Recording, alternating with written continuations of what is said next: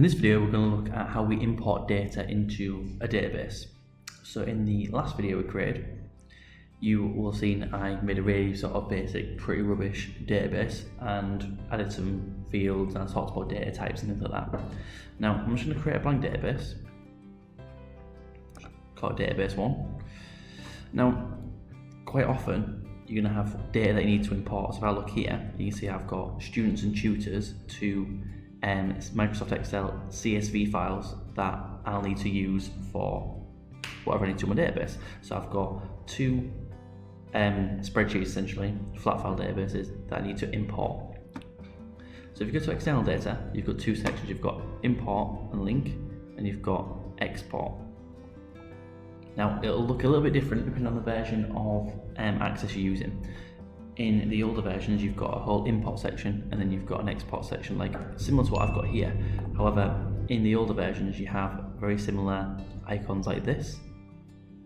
But in this one, in the newer version, you just got new data source, and then you can choose. You've got from file, from database, and then you got from other sources.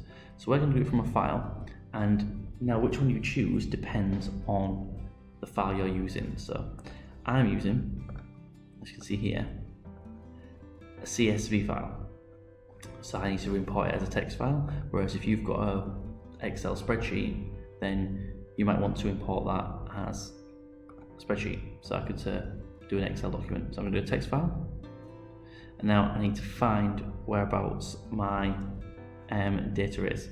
So if I just very quickly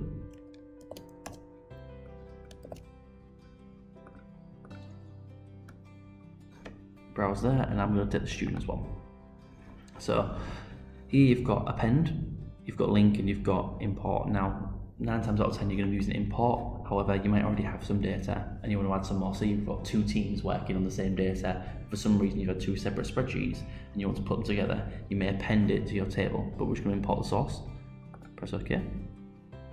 And now what we do is we can see the data and we can see how it's spread out. So because it's delimited, which means a CSV file essentially, you've got a comma separates each of the fields. So I've got student ID, student name, and tutor group.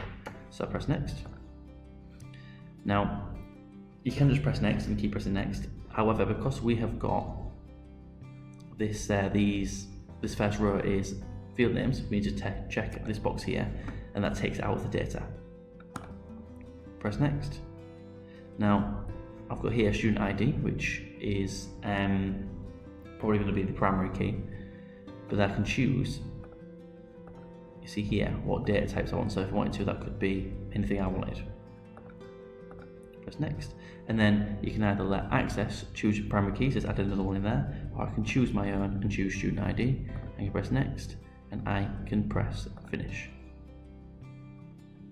Press close, and you can see I've now got my database just like normal, with all of my various fields and data and records all imported. If I want to do the same thing again for another source, I could just do from file, text file again. I could choose the tutors, press OK, and then add it in as normal, just like that.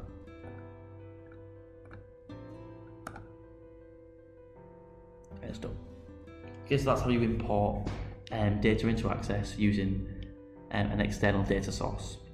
Hopefully that was helpful, and I'm going to try and go through all the different skills you need to know for the IGCSE exam, or if you're just interested in using Access in general.